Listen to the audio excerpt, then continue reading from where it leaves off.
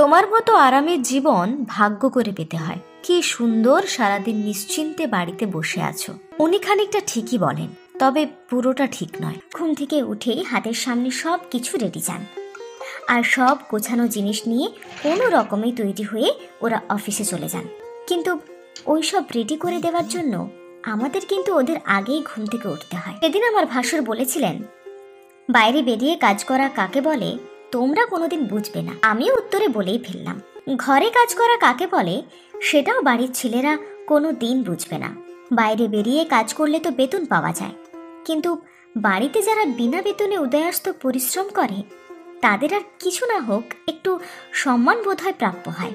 আমরা কারোর থেকে কম নই কোনো অংশে। কেউ আমাদের কথায় কথায় ছোট করলে প্রতিবাদ করতেই হবে, কারণ নিজের জন্য নিজেকেই মুখ খুলতে হয়। নিজের প্রাপ্য সম্মানও নিজেকেই আদায় করতে হয়।